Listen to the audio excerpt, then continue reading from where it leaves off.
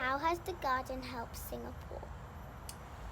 Well, in many ways. So when the city in a garden idea is not only about this Botanic Garden, it's about the whole of Singapore being covered in plants, trees and Trees, yeah.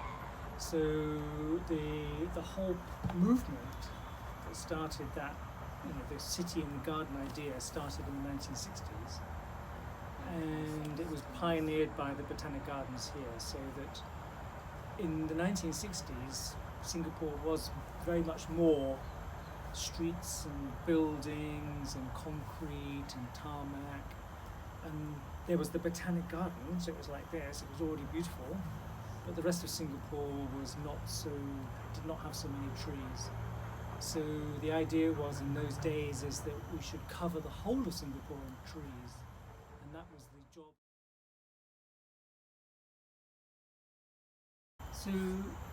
So Singapore has Botanic Gardens like this one, and Gardens by the Bay, Yes. and there's a new Botanic Garden in Jurong, Ooh. and then there are the parks like the one you're talking about. So there's lots of different types of parks. There's parks that are mostly grass for recreation and for people to go jogging and Yes. walking and things like that. And then there's nature parks, which Yeah. are like the one we went to last weekend, wasn't it? Yeah. Very fun. And then there are the nature reserves. Nature reserves. So the yeah. nature reserves are where A big it's sort of height. forest, Yeah. like it was, a long time ago. Before Would that be people like cut down Sungai? trees. Like Like Ritchie, like Bukit Timah. Ritchie Reservoir. Which one did we do yesterday? We did Bukit Timah Nature Reserve, so. Yeah, so how do they connect, really?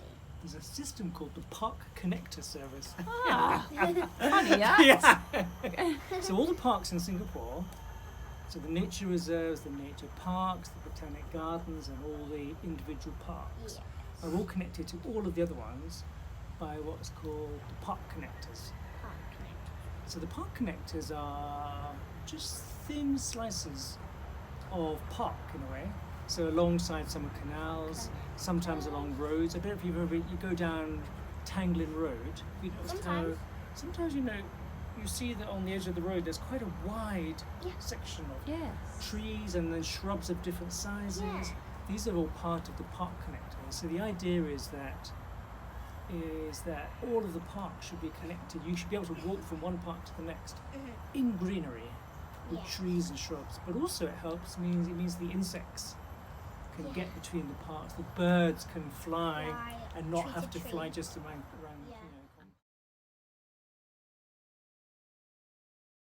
How is a city just gonna turn into a garden, really? Again, it's like we talked already about making sure that everybody has access to green space, so they can go to a park, Yeah. they can go to a park connector, they can go to a garden, they can go to a nature reserve, and also so that we keep the temperature down. Have you talked about that in your classes at all? No. Have you? No, You know, not if you're that. walking along a street sometime, it's just Really really hot. hot. Yeah. Yeah. But when you go into a garden like this, it's cooler, isn't it? Sort of cooler because Yeah. you can see the trees are covering Yeah, the exactly. So space. they Canopy. provide No, it's shade. Not even sweating. And the ground does not heat up like Yeah. concrete does. So there's more trees you have, the cooler it will be. Tree? That's the $5 tree. Have you seen it? You've seen it on the $5 note? Does it give you $5 trees? Look, it's that tree. Oh! Why is it the $5 tree though? 'Cause Does it's it on- give you $5? No, because it's on the $5 note. What's it called? It's called the Malay name is Tembusu, Yes. and the Latin name is Certifilum fragrans. Oh. Wow.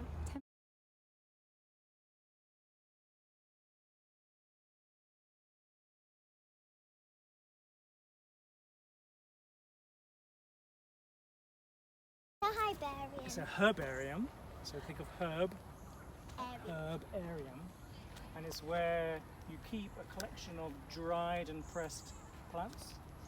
We have about 750,000 of them here in Singapore, in the herbarium here. And they use them, then you can study them. So we have plants going back over 200 years. And by looking at them, you can study what plants there are, where they occur.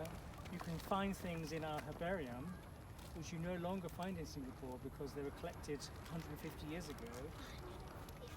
But the forest where they occurred has now disappeared. But we know that they used to be in Singapore, and they're still present in places like Malaysia or Indonesia. So sometimes we could think about, do we want to bring them back to Singapore? And we know they used to be here because we have a record of them collected in Singapore. But that's what a herbarium is.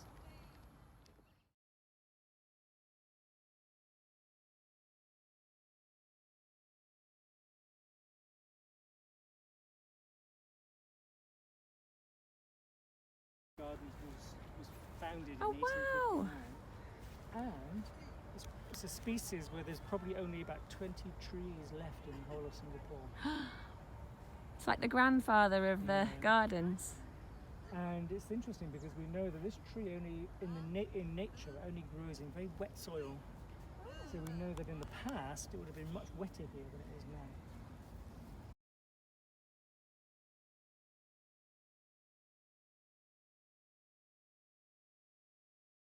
What is red plants called? So that's called the sealing wax palm. What's a ceiling wax? So Is you it remember, made of wax? have you seen any old films where it's set in the Tudor, like King Henry VIII or something? No, I've never watched that. Never watched that. But anyway, when they had a letter, in Yeah. the old days, you know, nowadays you have an envelope, you just lick it, stick it down. Mhm. In the old days, they just folded up their letter, they put some wax from a candle, usually red, Yeah.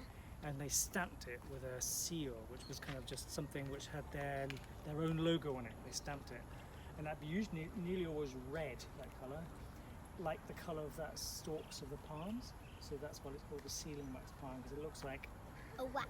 and it's quite shiny and looks like wax.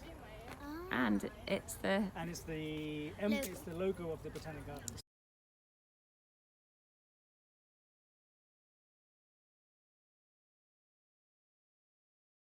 Is there anything we should know and think about the gardens? So the other thing we haven't really talked about is that gardens make people happy. Yeah, they do. So quite apart from the fact that it's cool, keeps the temperature down, that it's good for biodiversity, that it's good for everything else, people love being in nature, and people get happier. People are happier when they have access to gardens and parks, and that's important. It's important people have access to nature for their happiness.